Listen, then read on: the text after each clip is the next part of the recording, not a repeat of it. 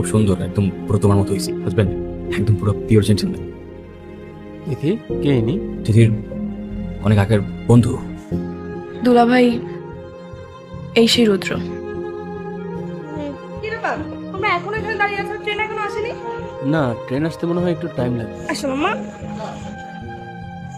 আপনাকে খুব চেনা চেনা মনে হচ্ছে। আরে চেনা চেনা তো লাগবেই। ও হচ্ছে তিথি সেই না বলো ভালোবাসা, যার জন্য তিথি বিয়েটা ভেঙে দিয়েছিল।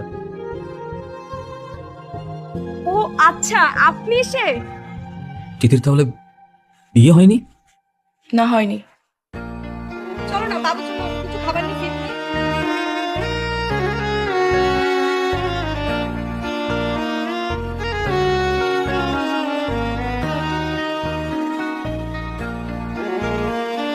সত্যি তুমি বিয়েটা ভেঙে দিয়েছো? তো কি করব? বিয়ে না ভেঙে তো আর কোনো উপায় ছিল না। আমি এমন একটা বড় মানুষকে ভালোবাসলাম যে আমাকে ভালোবাসলো ঠিকই, কিন্তু বলতে আর পারলো না। একবার বলতে তো পারতা রুদ্র। দেখো তিথি, বাস্তবতা অনেক কঠিন। ভালোবাসলেও সেই সময়টাতে ভালোবাসি বলার মতো সিচুয়েশন ছিল না। ছেলেটার মা মৃত্যুসজ্জায় ছিল। দিন রাত 24টা ঘন্টা ছেলেটার মায়ের মৃত্যু ভয় তার দিন কাটত। ভাগ্যের কি দিন পুড়িয়ে দিত। ছেলেটার মায়ের আগে তার বাবা চলে যায়। ঠিক সেই সময় তোমার বাবা এসে বলে তোমার বিয়ে ঠিক হয়ে গেছে।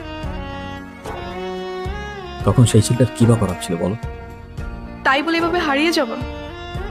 যাকে ভালোবাসি তাকেই যদি না পাই, থেকেই বা কি করবো? তুমি জানো না রুদ্র, তুমি হারিয়ে যাওয়ার পর আমি তোমাকে প্রত্যেকটা সেকেন্ড, প্রত্যেকটা মিনিট কতটা মিস করেছি। তোমার কি একবার ওই তিথির কথা মনে পড়েনি? আমি হয়তো তোমাকে বলতে পারিনি, কিন্তু আমার একটা আত্মবিশ্বাস ছিল যে কোনো না কোনো দিন আমি তোমাকে পেয়ে যাব। আর সেই জন্য আমি এখনো বিয়েই করিনি।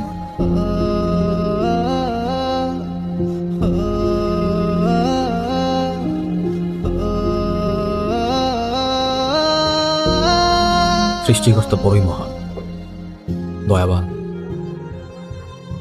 তিনি আমার প্রতি নির্দয় হতে পারতেন, কিন্তু তিনি নির্দয় নন।